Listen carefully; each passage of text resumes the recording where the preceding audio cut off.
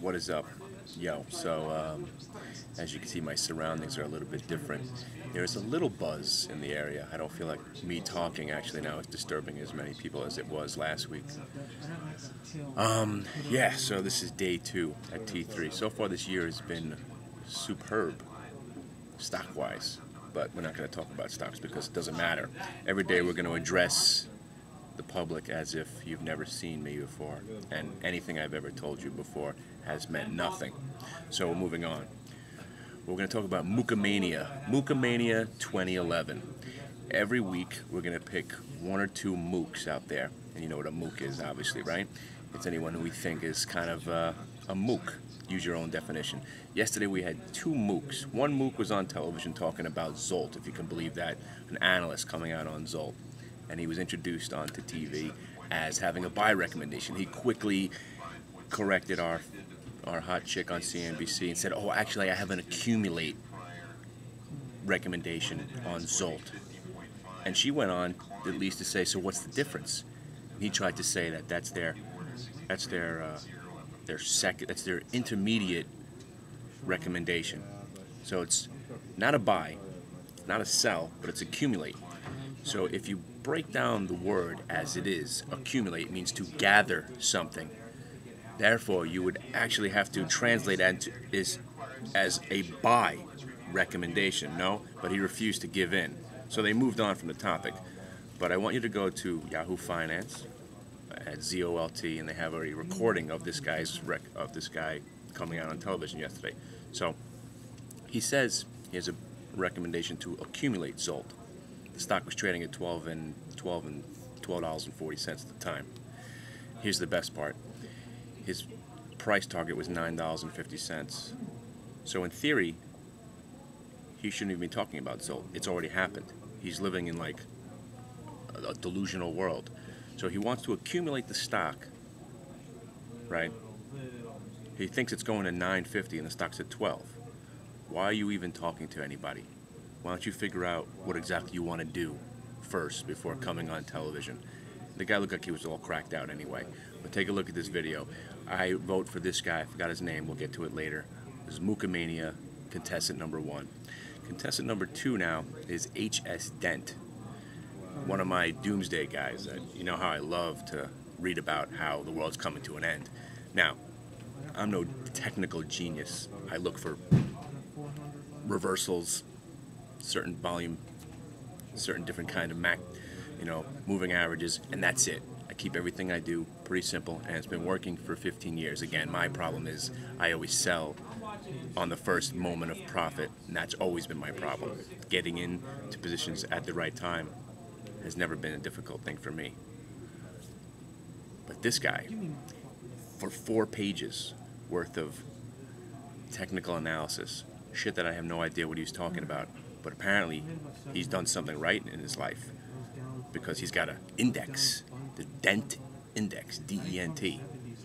But when the report came out on September 1st, he was calling for a sell-off to happen the first 2 weeks of September and lead into a crash. And he broke it down with A, B, C, D, E points on the chart, basing it on volume, basing it on 15 different indicators, claiming that his reputation and what he's proven in the past, this is what's going to happen, that we were going to fall down and that would be at about 8,000 by the end of the year, heading into the double dip. And basically, when you read this report, and I'll try to post that to you also at the website, when you read this report, there's no reason for you to say, my God, this guy's crazy. It's laid out to the point where it seems like this guy's a genius. He must know something that we don't know. But here's the point I was getting to and why he's got to be contestant number 2 in Mookamania 2011. The guy was absolutely, completely wrong. So my point is, when do the doomsdayers and the people that are wrong, when do they have to give up? When are they forced out of the industry? I think that there should be a rule. Everyone's entitled to get something wrong once. You know what? You're entitled to get something wrong twice. But after the 3rd time, you should get strikes against you, and there should be a website where you go to see, you search this guy Dent, and no matter how well laid out his recommendations are, nice stock on his paper that he sends to you in the mail, nice printing, he does good work with Photoshop, knows how to lay out his charts, but the bottom line, he was completely and absolutely wrong and cost you money. So there should be a score table, right? That's what Investimonials tries to do, and we're going to get to Investimonials because somebody finally ripped me apart saying I'm worthless and I mean nothing to the industry and I'm, what's the word, insignificant. But he went on to bash 15 other websites, so I don't feel so bad. And of course I don't feel so bad when people bash me, but because I'm part of Mookamania in 2011 as well. I mean, I sold Baidu at, what, 200, and it went up 800 more points, so I mean, who's the biggest Mook on the planet? This guy. And I'm also short.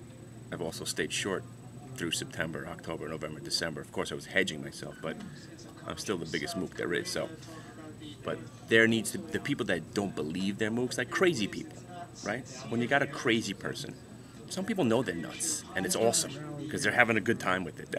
I'm fucking nuts. We're gonna have a good time with it. But there's the people that don't know they're crazy. Those are the people that have to be feared.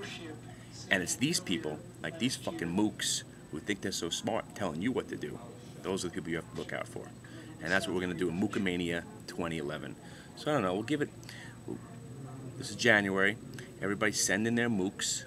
We'll vote on them. And every month we'll pick one mook. That is the king of the mooks for the month. And then at the end of the year we'll vote and we'll invite them down to defend themselves and see how they did for the rest of the year. So we got this analyst on Zolt for yesterday, and check out HS Dent. Because if you want to talk about mooks, wow. I mean, I can't imagine even talking to these people. They'd probably be talking stuff I won't even know what they were talking about. And my final question would be, so what was the bottom line? Were you right or wrong?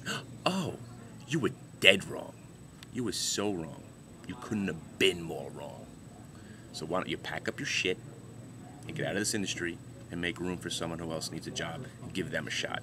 Because I'm sure after predicting the biggest crash since the last crash, and you're completely wrong about it, there should be some sort of repercussions. And then we'll have to get to analysts too, because analysts need to have some sort of repercussions. They need to have some consequences. Then maybe they just wouldn't blindly put out buys and sells and accumulates and strong buy, light buy. None of those should be, those should have no meaning whatsoever. There should be, what do you think, we should be buying it today? Or do you think we should not be buying it today? Simple as that. All right, remember, market never goes down. Yesterday's sell-off probably was just going to be a fart in the wind, and don't short the market unless the cues break 54.20. All right? We're never going down, ever. Government runs the market, Skynet, Matrix, it's all pre-programmed. Don't forget about that. It's all pre-programmed. Anytime the market goes down, it's just trying to shake you out. We're going to Dow 20,000, oil's going to 200, and gold's going to 2,000. Don't forget it. I would much prefer Kroll.